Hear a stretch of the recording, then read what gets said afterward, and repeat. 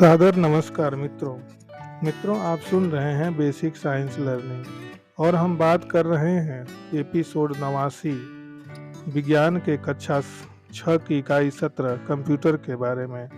आज हम भाग 2 में कुछ बिंदुओं पर विशेष रूप से चर्चा करेंगे। इससे पहले हमने कंप्यूटर की परिभाषा और कंप्यूटर के जनक चार्ल्स बैबेज के बारे में बात किया।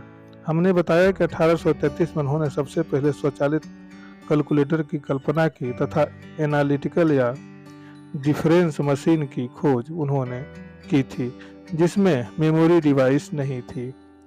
उसके बाद हमने कंप्यूटर का विकास किस प्रकार हुआ उसके बारे में बात किया। कंप्यूटर के विकास में हमने 5 जनरेशन की बात की थी जिसमें अलग अलग जनरेशन में अलग अलग तकनीकी का प्रयोग हुआ। तो यदि हम अलग अलग तकनीक की बात करें तो प्रथम जनरेशन, द्वितीय जनरेशन, तृतीय जनरेशन और चतुर्थ और पंचम जनरेशन में अलग अलग तकनीक का प्रयोग हुआ। उससे पहले ब्लेस पास्कल, लॉरेंस, जैकब, एटोसॉफ बेरी ने कई कैलकुलेटर डिवाइसें बनाई लेकिन उसमें कोई मेमोरी नहीं थी। सबसे पहले जो कंप्यूटर आया उसे हम एनालॉग कंप्यूटर भी कह सकते हैं जिसमें सबसे पहले मेमोरी डिवाइस का प्रयोग किया गया। इस प्रकार कंप्यूटर का विकास धीरे धीरे होता गया और इसका कारवां आगे बढ़ता गया। कंप्यूटर के विकास के बारे में हमने जैसा बताया कि कंप्यूटर में फर्स्ट जनरेशन में निर्वात नली का प्रयोग होता था अर्थात वैक्यूम ट्यूब का। सेकेंड जनरेशन में ट्रांजिस्टर का प्रयोग होता था। थर्ड जनरेशन में आईसी अर्थात इंटीग्रेटेड सर्विस का प्रयोग होता था। फोर्थ जनरेशन में प्रोसेसर उपयोग में लाया जाता था और फिफ्थ जनरेशन में आधुनिक या इंटीग्रेटेड सर्विस सर्किट का प्रयोग किया जाता था।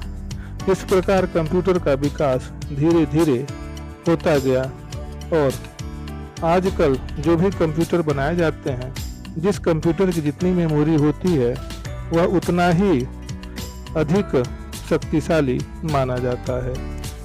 हमने बताया कि प्रथम जनरेशन के जो कंप्यूटर थे 1945 से 1955 तक चले जिसमें निर्वात नली या वैक्यूम ट्यूब का भारी भरकम प्रयोग होता था और कंप्यूटर लगभग एक कमरे के बराबर होते थे। उसी प्रकार यदि हम द्वितीय जनरेशन की बात करें तो 1955 से 1964 तक चला था। इसमें ट्रांजिस्टर पीएनपी, एनपीएन या पीएन या एनपी ट्रांजिस्टर का प्रयोग होता था। इस प्रकार अलग अलग 5 जनरेशन में इंटीग्रेटेड सर्किट प्रोसेसर और आधुनिक इंटीग्रेटेड सर्विस सर्किट का प्रयोग होता था।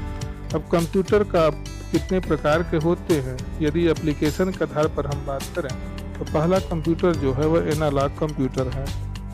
ये कंप्यूटर भौतिक राशियों के किसी सतत परिवर्तित गुण के मापन के आधार पर कार्य करते हैं। एनालॉग कंप्यूटर का प्रयोग विज्ञान एवं इंजीनियरिंग के क्षेत्र में किया जाता है। तो एप्लीकेशन का आधार पर जो पहला कंप्यूटर है वह एनालॉग कंप्यूटर है। दूसरा कंप्यूटर जिसे हम डिजिटल कंप्यूटर कहते हैं। डिजिटल कंप्यूटर जैसा कि नाम से आप परिचित हैं, ये कंप्यूटर द्विधारी अर्थात बाइनरी अंकों का उपयोग करता है। अधिकांश जो कंप्यूटर होते हैं वह डिजिटल कंप्यूटर ही होते हैं। तो अब डिजिटल कंप्यूटर का प्रयोग नहीं होता था लेकिन इससे पहले डिजिटल कंप्यूटर का प्रयोग 4th और 5th जनरेशन में खूब हुआ। उसके बाद आगे बात आती है हाइब्रिड कंप्यूटर की। हाइब्रिड कंप्यूटर, यदि हम हाइब्रिड कंप्यूटर के बारे में बात करें तो ये कंप्यूटर एनालॉग एवं डिजिटल दोनों का कॉम्बिनेशन रूप होता है। इस प्रकार अलग अलग एप्लीकेशन के आधार पर एनालॉग कंप्यूटर, डिजिटल कंप्यूटर और हाइब्रिड कंप्यूटर होते हैं जिनका उपयोग अलग अलग क्षेत्रों में किया जाता है। अब हम बात करते हैं आकार एवं कार्य के आधार पर कंप्यूटर का। यदि हम आकार एवं कार्य के आधार पर बात करें तो कार्य एवं आकार के आधार पर कंप्यूटर को हम कई भागों में विभाजित कर सकते हैं, मुख्य रूप से 4 भाग। पहला भाग जो है वह माइक्रो कंप्यूटर का होता है। यह कंप्यूटर आकार में छोटे होते हैं एवं कम गति से कार्य करते हैं। इन्हें पर्सनल कंप्यूटर भी कहा जाता है। इस कंप्यूटर में माइक्रो प्रोसेसर का प्रयोग किया जाता है। इसमें सीपीयू, मॉनिटर, कीबोर्ड तथा माउस लगा होता है। तो माइक्रो कंप्यूटर कंप्यूटर का छोटा आकार है। अब हम बात करते हैं मिनी कंप्यूटर की। यह माइक्रो कंप्यूटर से बड़ा तथा अधिक क्षमता का होता है और माइक्रो कंप्यूटर की तुलना में अधिक तेजी से कार्य करता है। इनकी संग्रहण क्षमता भी अधिक होती है। इस प्रकार मिनी कंप्यूटर है। मेन फ्रेम कंप्यूटर जो होता है, यह कंप्यूटर आकार में माइक्रो एवं मिनी कंप्यूटर से बड़ा होता है। ये अति उच्च संग्रह क्षमता वाले बहुत बड़े कंप्यूटर होते हैं। इनका प्रयोग बैंकों, बड़ी कंपनियों एवं सरकारी विभागों में किया जाता है।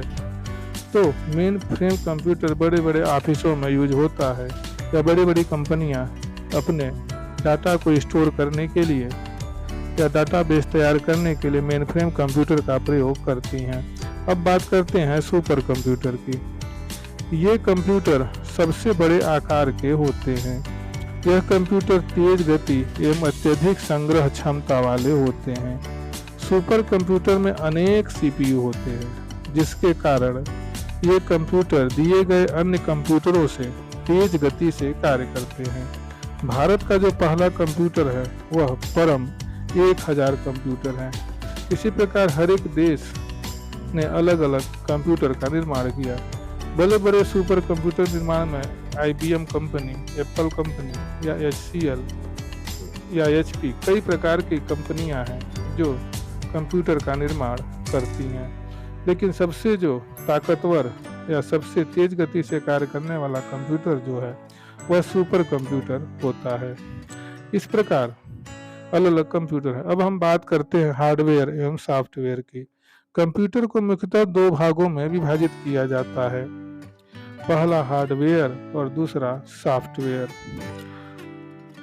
जैसा कि नाम से परिचित है, हार्डवेयर वह भाग होता है जो हमको आँखों से दिखाई पड़ता है, जबकि सॉफ्टवेयर ऐसा भाग होता है जो हमारे आँखों से दिखाई नहीं देता, लेकिन फिर भी वह कंप्यूटर में आसानी से काम करता है। तो हार्डवेयर की बात करें तो कंप्यूटर के वे सभी पार्ट्स जिन्हें हम हाथों से छू सकते हैं, देख सकते हैं, उन्हें हार्डवेयर कहते हैं। ये कंप्यूटर के यांत्रिक, वैद्युत तथा इलेक्ट्रॉनिक भाग हो सकते हैं, जैसे मॉनिटर, CPU, स्पीकर, कीबोर्ड और आदि को हम हार्डवेयर कहते हैं। कंप्यूटर में कई निम्नलिखित हार्डवेयर पाए जाते हैं, जिनमें मुख्य रूप से input device, output device, central processing unit जिसे हम CPU कहते हैं, ये कई प्रकार की डिवाइसें पाई जाती हैं। और भी कई ऐसी डिवाइसें होती हैं। यदि हम इनपुट डिवाइस की बात करें तो इनपुट डिवाइस में जैसे keyboard, monitor, mouse, scanner, touch screen, web camera, light pen, ये सभी जो डिवाइस हैं ये सब इनपुट डिवाइस के अंतर्गत आते हैं। जबकि आउटपुट डिवाइस में कई होते हैं, जैसे monitor, printer, speaker, multimedia, projector.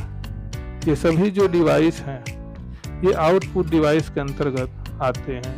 अर्थात हार्डवेयर वे पार्ट्स जिन्हें हम हाथों से छू सकते हैं, देख सकते हैं, उन्हें हम हार्डवेयर कहते हैं। चित्र में आपको हार्डवेयर दिखाई दे रहा है।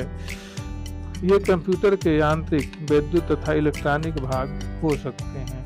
इसमें कई भाग हैं, जैसे monitor, CPU, speaker, keyboard, pen drive और भी कई ऐसे पार्ट्स हैं।